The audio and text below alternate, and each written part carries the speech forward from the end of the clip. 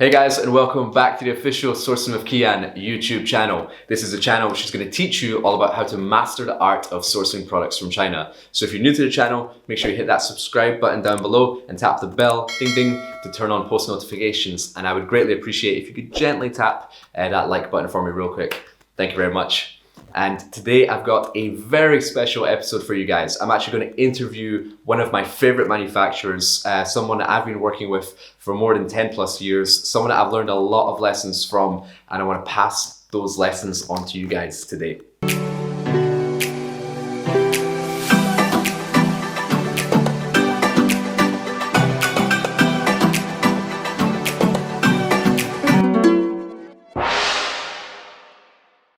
So in this video, you're going to hear a manufacturer's perspective of the importance of trade shows, the importance of face-to-face communication, why the big manufacturers are not going on Alibaba, customers that factories like working with and customers that factories don't like working with, as well as examples of big orders that they've received, how they like to receive their communication, how China has changed in the last 5 years, and how you could take advantage of it. This interview is action-packed, so make sure you stick all the way to the end. We start off quite wide and then we go super narrow and very, very actionable advice that you can apply to your business today. And also apologies, this interview was actually filmed on a little GoPro, so I have included subtitles. So you can actually turn the subtitles off on YouTube because I've embedded my own subtitles just so that if the audio isn't so crisp, you can actually know word for word everything that we talked about. So let's dive into the interview. Let's meet Eddie, and I can't wait for you guys to see this. I'll see you over there. So Eddie, thank you very much for joining the video today, and thank you very much for being a part of the community and helping e-commerce sellers source better from China. No problem. It's my pleasure, and also I would like to also share a little bit my experience. Thanks. Yeah. So Eddie and I, we've been doing business together for, well, personally me for more than 10 years. Yeah. And in that time, I've seen you grow a lot as a factory, you know, getting bigger and bigger and bigger, like offering better products, working with more countries, more customers. Yes. And I've certainly learned a lot from working with you and working directly with you and from your team. So first of all, thank you very much for being such a great mentor to me, and then also passing that knowledge onto the community as well. It's also so very happy for us to cooperate with you, and now we are also very happy that you expand your business to USA, to this new huge business. So we are happy to share our experience together. Thanks. So yeah, let's kick off. I just had a few questions for you. So maybe you could explain how many years have you been involved in manufacturing? I start actually in 1994. So I started to work in 1993 and I started in the paper business in 1994. So almost how many years? 25 years? 25 years, yeah. Yeah, quite a long time. Yeah, quite a long time. Cool. And in those years, do you think now, in the last 5 to 10 years, do you get more customer inquiries like today, or did you get more like 5 years ago, 10 years ago? How do you see the volume of inquiries changing? In the last 5 years, the customer inquiry is getting less, but the customer is getting bigger. Right. I think the competition over the world is this will be, for us, traditional production. I think the target customer group is reducing. Because our traditional business partner are the retailers, brand, private labels, and also big importers. And this number generally over the world because of e-business, because of new business channels, it's getting reducing. And getting smaller quantities. Smaller quantities. Yeah. Interesting. And how do you receive your customer inquiries? Is it more face-to-face trade shows or online, or people coming to visit you? Like, how do you receive your inquiries? First of all, most of the customers we know from trade shows. We go to Canton Fair, we go to Expo Fair in Germany, we go to Outdoor Show in Salt Lake City, or we get a big magic show in Las Vegas. That's the way where you get your first customer group. And after that, customer introduce customer. And I think then customer also come to visit us. We come to visit customer, and this become a common thing. And that's this is the major customer getting contact way. So you prioritize face-to-face relationship rather than online. I think a lot of the online is very popular in the last 5 to 10 years. But I think it's a kind of business, face-to-face talking and meeting is still it cannot be avoided. And I think especially for manufacturing, you need to see face to face, see your products. On the sales, of course, you can do it online, but for the purchasing, it's only a way. You need to see face to face. For sure.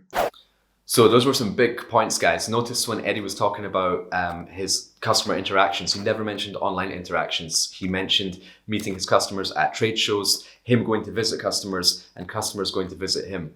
He also mentioned that sales can be done online, but purchasing needs to be face-to-face. And if you followed much of my content, any sort of presentations or webinars or podcasts or coaching that I do, I stress the importance of this about if you want to get the biggest benefits from China, it has to be from face-to-face interaction. Now that could be you traveling to China, or that could be the manufacturer coming to see you, or you guys meeting in a neutral venue, like a trade show. But it's so important to build that relationship. And later on in the interview, Eddie's going to go into more detail about this, how for him to give full support to his customers, he has to understand the vision of the customer. And the vision of the customer cannot be understood by online interactions. It must be done face to face. Now stay tuned to see what Eddie has got to say about Alibaba and why the biggest manufacturers in China are not going there.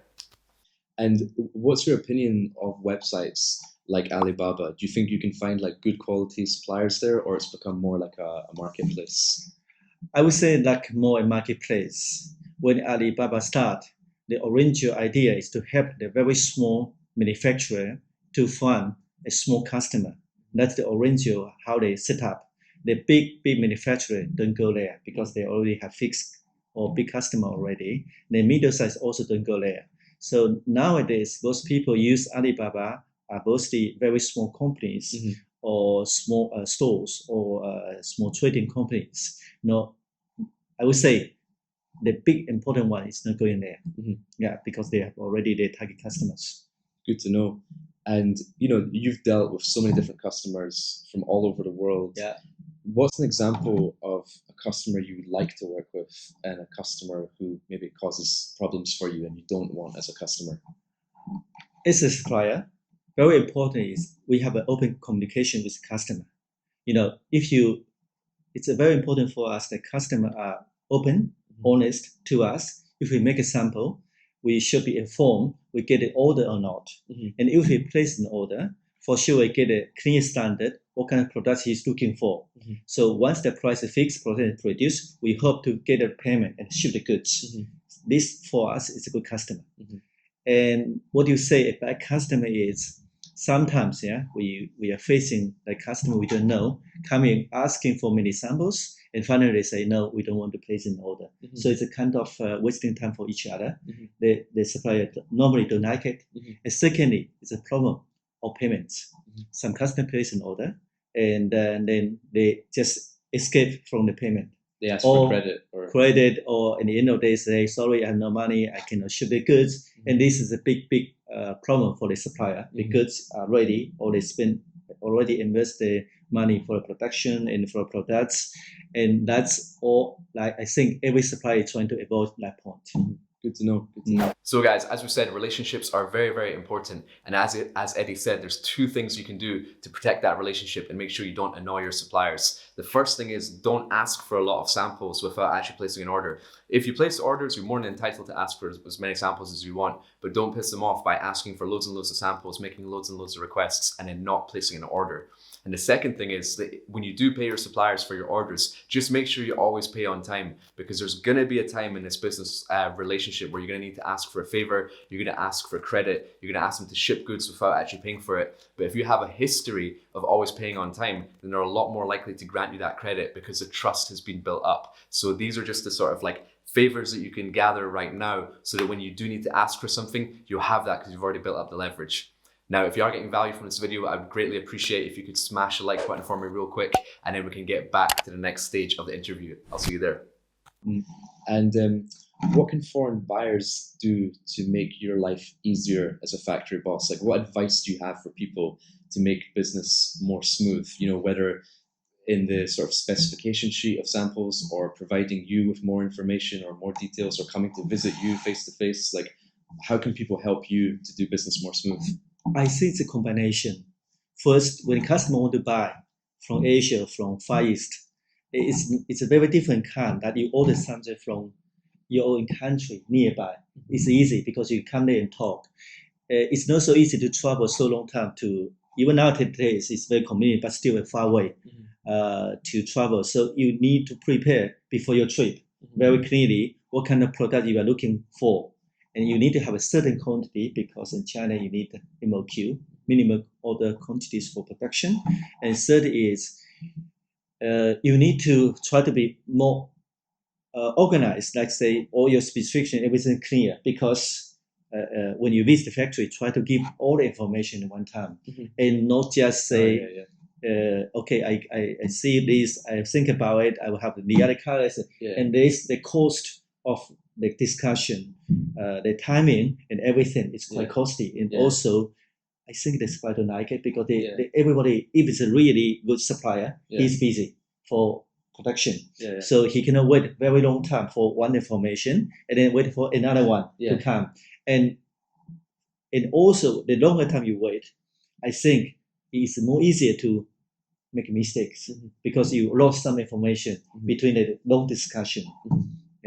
I've been guilty of that as well. Like, I ask for certain things on a sample and I use and test the sample, and after using it, then I realize, oh, I want to make some changes. Now I want this. And I know it frustrates the supplier, but at the same time, you also want to make the best possible product as well. So basically, to make it as smooth as possible, you have to provide all the information up front, and let's do it in one time rather than staggering many different approaches. And as you say, that's how mistakes can happen as well. More prepared. Great. Hey guys, so super important point Eddie just made there. The importance of being organized and giving all your information up front and at once so the supplier can be as efficient as possible. Now think back to your business, like any mistakes that have ever happened in any of your production. Did you give your information up front all at once, or did you stagger that information and give it to them slowly? Because as Eddie said, there's a cost of discussion, and the longer that time goes on, the higher the cost, and the longer the time goes on, the more chance there are for mistakes to happen. So you can really reduce your margin for error if you can give all the information up front at once, as well as having your communication in an efficient and timely manner. So, and you're very, very knowledgeable about the manufacturing industry in China. Like over the last 5 years, how do you feel like manufacturing has changed in terms of labor costs, government regulations, e-commerce business growing, the domestic market in China growing? Like, how has manufacturing changed for you? The production, I think, compared to before, you have to be more flexible, I would say. In the old days or in the past, the quantities are more bigger, more simple production, within order you go. But because of e-business, because of more competition now in the market, customer would prefer not to have one single item, bigger quantities. They prefer to have more choice, more variants. More variants, And also, like you said, the new business also changed a lot. People look forward to have more flexible production capacity and more varieties, more different kind of styles, colorways, and all these things. So this is, of course, the workshop doesn't like it, but I think we have to manage to face this challenge for the future. And do you feel that life as a supplier is getting easier or harder? Excuse me? Like as a manufacturer, do you think it's becoming easier or harder to do business? I think it's getting harder. You need to be very much prepared from our side, more flexible for big volumes, and also for a lot of different kinds flexible production. You need to prepare both. And for the customers that you supply, are they more like wholesalers, or are they more like e-commerce? And do you see a trend or a shift going to one or the other?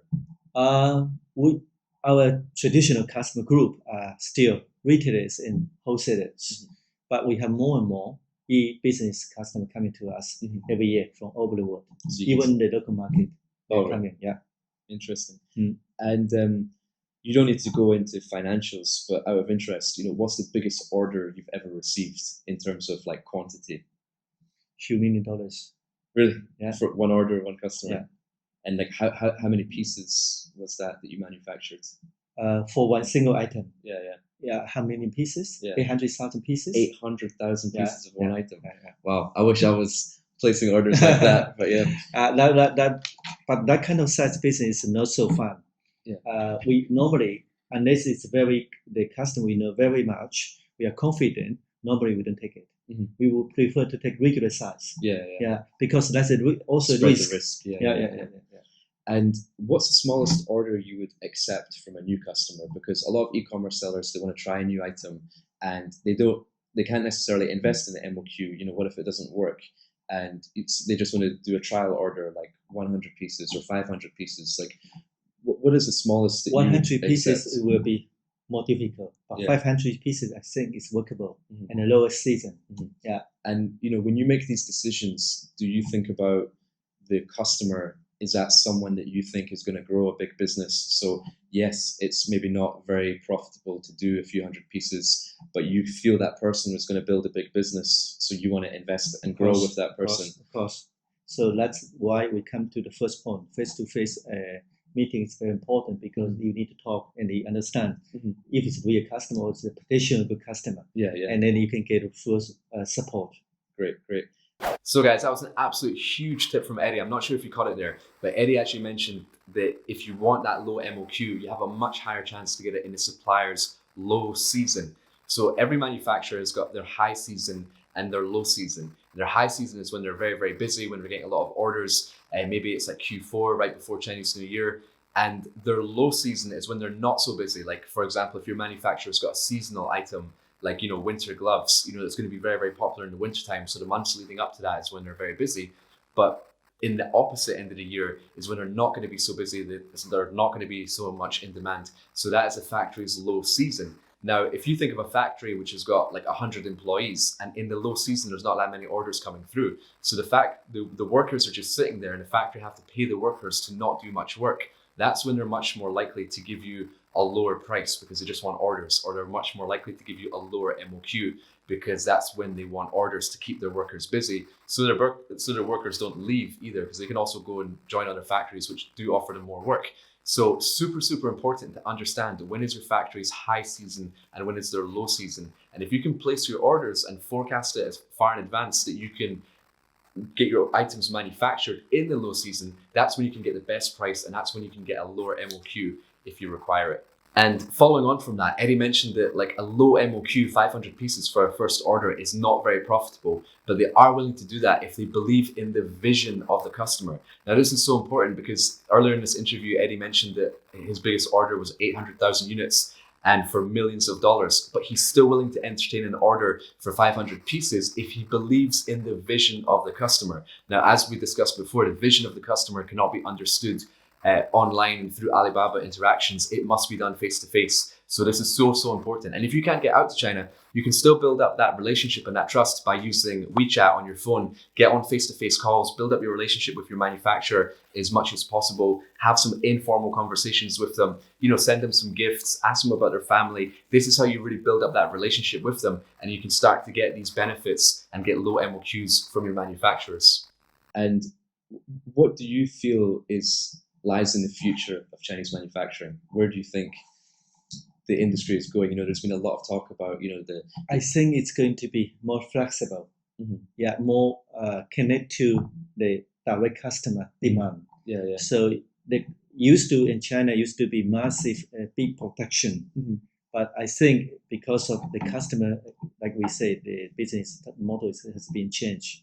So in the future for the factories, the massive big factory maybe it's more difficult to survive, but a small one, flexible one, will continue for a long time because still we have so many industries, so many supply chains. So if we make it to smaller pieces, smaller sizes, more flexible, this can exist for a very long time. Interesting. And you know, just to wrap up, do you have any final words or a closing message that you would like to share with the Sourcing with Kian community? Any sort of parting words you would like to send to the group?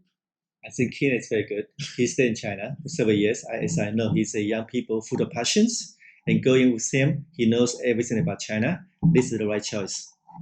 Thank you very much, Eddie. Good to see you, and thanks for that. Thank you. So the final point there, guys, was that Chinese manufacturing is to become more flexible with smaller order quantities, more colors, more styles, more support. as the e-commerce business grows, they want to be able to offer more options to the customers and a little bit more like customization as well. So make sure you take advantage of that and definitely ask for all the different sizes and colors and variants that you want from your manufacturer, because the forward-thinking manufacturers will understand that. Now, if you've ever been to visit your manufacturer before, I would love it if you could let me know in the comments below. How was your experience with your manufacturer? And if you do have any questions from this interview, please let me know in the comments below, and I would love to answer all your questions and engage with you guys in the comments below. And also, if you do need help with your sourcing practices, if you do want one-on-one coaching from myself, you can book it so at the below link, and all the links will also be in the description of this video, as well as some other goodies. So make sure you check that out.